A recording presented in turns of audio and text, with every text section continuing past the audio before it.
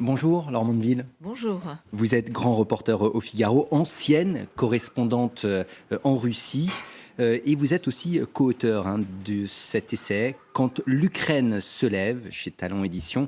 C'est un dialogue avec le philosophe ukrainien francophile et francophone Konstantin Sigov. Vous sondez les sources en quelque sorte et les enjeux de cette résistance ukrainienne. On va en parler parce qu'on approche bien sûr de cette date anniversaire, les 1 an du déclenchement de ce conflit, avec les inquiétudes de Kiev, Volodymyr Zelensky, qui voit progresser l'armée russe dans cette région de Bakhmout, à l'est du pays. C'est aussi ce que vous avez ressenti, cette inquiétude, lors de votre reportage en Pologne et votre entretien et votre rencontre avec le président polonais. Oui, en fait, l'inquiétude sûrement, mais je dirais ce qui m'a le plus frappé, c'est la résolution en fait des Polonais et l'extraordinaire soutien qu'ils déploient en appui en fait de l'Ukraine.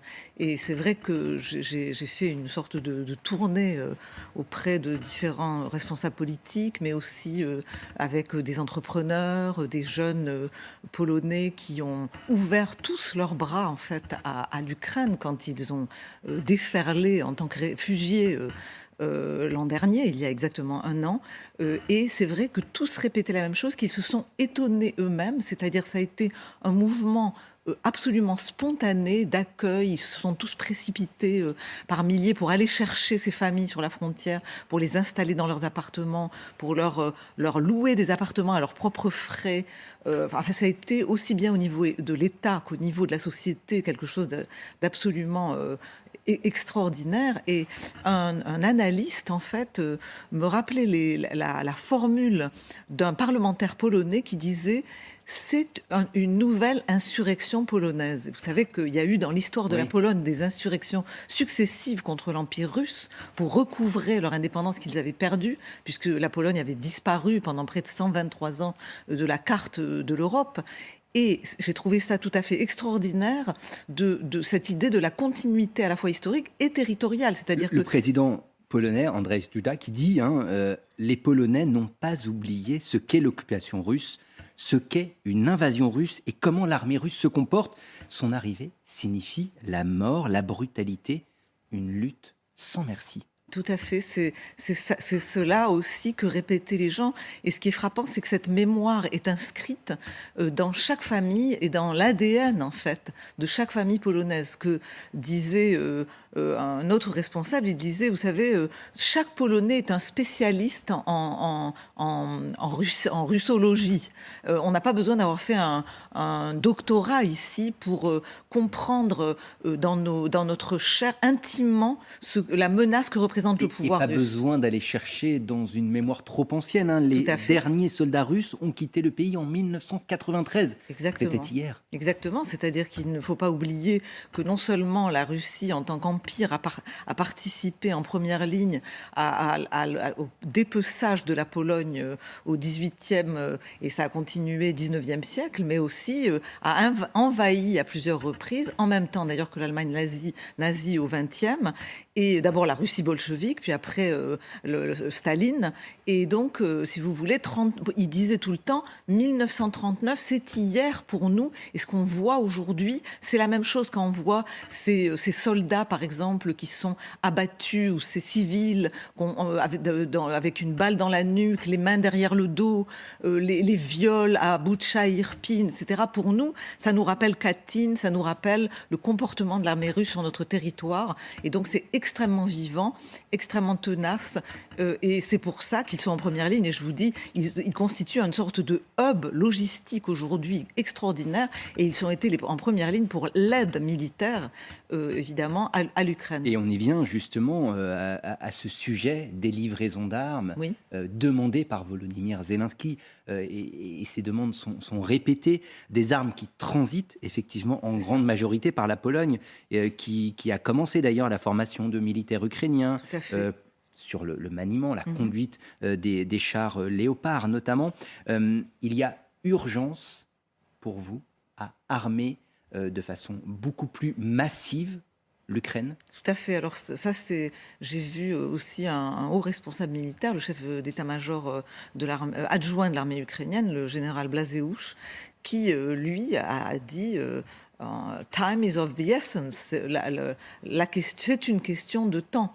C'est-à-dire qu'il y a un timing absolument central, et je crois que tous les généraux qui viennent sur votre chaîne le répètent. Aujourd'hui, il y a une urgence à envoyer aussi vite que possible ces matériels, à former. C'est déjà en cours, en fait. À Rzeszów, notamment, il y a des centres d'entraînement sur le territoire polonais où il y a déjà l'entraînement sur les chars, aux armes qui arrivent, etc. Tout se fait dans l'urgence, en fait. Mais bien sûr que les Polonais disent que qu'il y a dans l'Alliance, ça va trop lentement, c'est trop peu, trop tard, et qu'il faut accélérer le rythme en fait de ces livraisons. Et le secrétaire général de l'OTAN, interrogé hier sur ce conflit qui est peut-être en train de changer de nature, d'accélérer, le secrétaire général de l'OTAN a dit Vladimir Poutine ne se prépare pas à la paix, il se prépare à une nouvelle offensive, à de nouvelles attaques. On est sur cette ligne-là aussi en Pologne. Oui, tout à fait. C'est vrai qu'ils s'attendent à une nouvelle tentative d'invasion. Ils soulignent évidemment le nombre et que la question pour les Ukrainiens, c'est qu'ils sont beaucoup moins nombreux. Alors c'est vrai que c'est une armée qui est infiniment plus motivée, infiniment plus agile, infiniment plus mobile, mais ils subissent aussi des pertes très importantes. Alors c'est vrai que les Russes subissent apparemment des pertes énormes, puisqu'on parle de 1000, au moins 1000 hommes qui tombent par jour, côté russe, dans ces combats absolument acharnés pour chaque mètre de terrain autour de Bakhmout. Mais ils alignent, je crois que selon les dernières informations qui sont données, il y aurait jusqu'à 300 000, voire peut-être 500 000 hommes qui seraient en train de se déployer côté russe. Une capacité de mobilisation que n'a pas forcément l'Ukraine. Les Russes, comme les Soviétiques naguère, n'ont aucune inhibition sur leurs pertes. Vous reprenez cette formulation que l'on a pu lire récemment. Oui, absolument. Je pense que malheureusement, c'est affreux, mais il y a le coût de la vie humaine en Russie est quasiment nul. Et aujourd'hui, ce pouvoir n'hésitera pas, en fait, à sacrifier autant d'hommes qu'il aura besoin pour essayer en fait de l'emporter, parce que le but est absolument vital pour le régime, c'est de gagner cette guerre qui est une aventure absolument catastrophique, mais dans laquelle ils ne peuvent plus, le pouvoir ne peut plus reculer, et dans lequel ils s'engagent. Je ne sais pas si j'ai vu récemment en fait une interview qui a été donnée par le vice-président de la Douma, Piotr Tolstoï, qui se propulse régulièrement sur les antennes françaises, comme vous le savez, et c'était absolument effrayant d'écouter cet homme, d'ailleurs j'ai connu, qui a subi une métamorphose absolument incroyable. Que vous avez connu quand vous étiez correspondante. Quand j'étais effectivement envoyée spéciale en Russie et correspondante, qui était un jeune russe francophone, francophile, et qui est devenu une sorte de, je dirais, de dragon politique tout à fait effrayant. Si vous voulez, pouvoir. C'est ça, et qui disait clairement, nous irons jusqu'à Kiev, nous envahirons toute l'Ukraine, nous allons continuer. Et donc il n'y avait aucune ambiguïté sur leurs intentions. Est-ce que vous diriez que Vladimir Poutine est dans le déni lorsqu'il dit mon armée fonctionne normalement, l'infanterie, nos hommes se battent héroïquement? Oui, c'est vrai que je pense que vous avez tout à fait raison de parler de déni. Je parlerai même d'une irréalité, c'est-à-dire je crois que ce qui est très important à préciser, la spécificité en fait de la Russie aujourd'hui, du pouvoir, et je dirais d'une grande partie de la société, c'est ça qui est très inquiétant, est plongée dans une sorte de mythe, dans une sorte d'irréalité. Et la question, ça va être, quand ils vont se réveiller, qu'est-ce que ça va donner? C'est-à-dire que effectivement, ils ont le nombre, mais ils ont aussi une démoralisation apparemment extrême en fait de ces troupes, cette désorganisation qui continue. Alors on va voir ce qui va se passer dans cette nouvelle offensive, mais c'est vrai ce qu'on voit par exemple sur le télégramme russe, les informations qui arrivent par tel ou tel blogueur, etc., ne peignent pas le tableau d'une Russie qui se serait réorganisée miraculeusement, alors qu'on sait très bien en fait que les troupes les plus entraînées et les plus préparées ont déjà été utilisées. Est-ce que c'est parce qu'il y a des outils de communication, une propagande, qu'il y a ce déni peut-être donc au sommet du pouvoir, mais aussi peut-être dans l'opinion publique? Tout à fait. Il y a bien sûr ce que Yegor Gran, vous savez, cet écrivain qui a écrit Z comme zombie, appelle la zombisation par la zombocaisse, par la télévision de la société russe. C'est-à-dire qu'effectivement, depuis 20 ans, on assiste, après la période yeltsinienne où il y avait eu un pluralisme de l'information, on assiste à une entreprise en fait de lavage de cerveau de la population au profit en fait de ce pouvoir qui a créé une sorte de mythe d'une forteresse assiégée, d'une puissance immense, mais qui doit défendre ses intérêts. Mais si vous voulez, tout cela, dans une certaine mesure, sonne faux, parce qu'en fait on voit ces propagandistes sur les chaînes de télé qui sont en réalité dans une sorte de délire qui est aujourd'hui sans garde-fou, c'est comme si une sorte d'inconscient, il n'y avait plus de surmoi, il n'y avait plus de, si vous voulez, de filtre en fait dans ce discours, et qui déverse à la télévision un discours proprement fasciste. Donc c'est vrai que tout cela est très inquiétant. On a l'impression d'une sorte de régime qui est en situation débridée, avec un homme à la tête qui est un autocrate absolument qui a un pouvoir assez vertigineux. Et solitaire. Mais solitaire en même temps, et avec au-dessous de lui un État qui se désinstitutionnalise avec des armées privées, on en parle beaucoup, comme Prigojine, les Kadyrov, les milices Wagner, etc.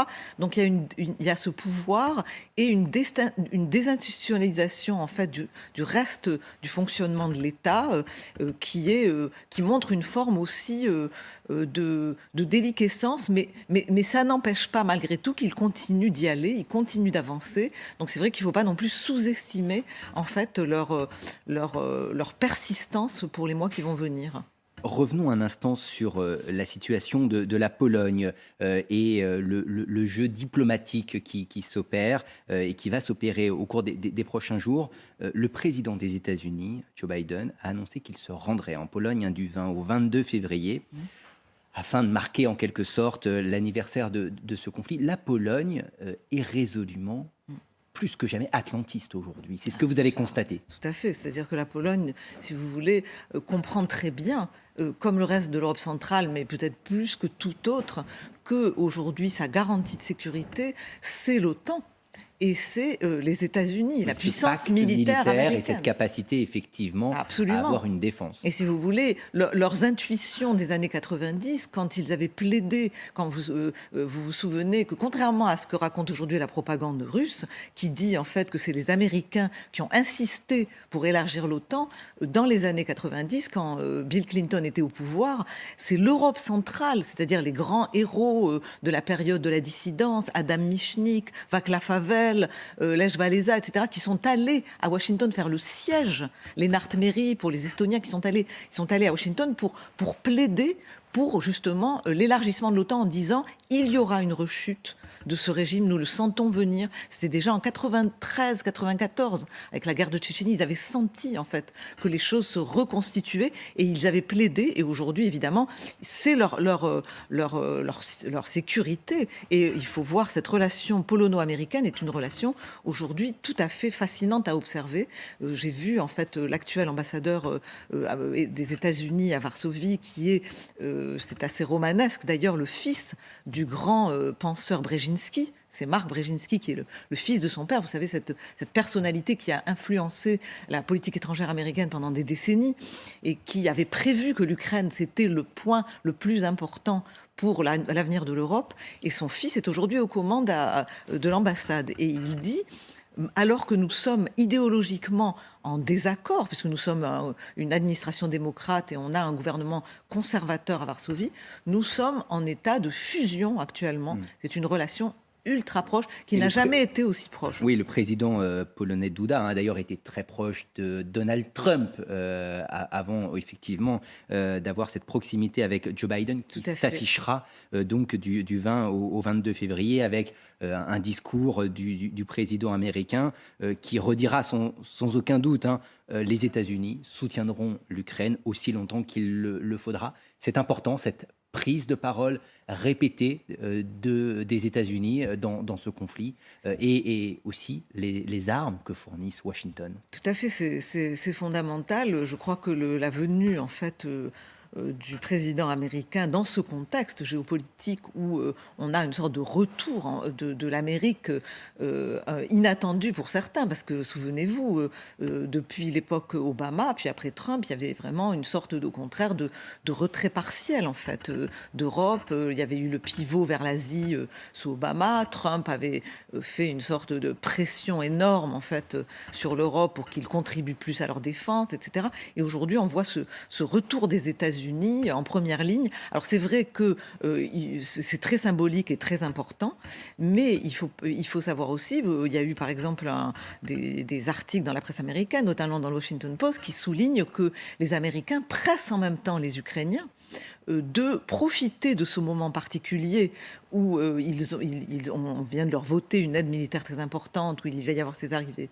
d'armes, pour marquer des points sur le terrain, parce qu'ils ont prévenu que les choses pourraient changer. Parce que vous savez bien qu'on a aujourd'hui une nouvelle configuration au Congrès, et notamment au Sénat, avec les républicains qui sont revenus donc dans le jeu, et qui sont beaucoup ne garantit plus à l'avenir un soutien inconditionnel. Plus d'une manière aussi, disons, claire que par le passé peut-être. Je voudrais qu'on s'arrête maintenant sur le président Emmanuel Macron, parce que là aussi, dans votre entretien avec le président polonais Duda, eh bien, il revient sur son homologue français. Emmanuel Macron, quand il parle à Poutine, peut penser qu'il y a des possibilités d'accord, alors que je pense qu'un accord avec Poutine est impossible.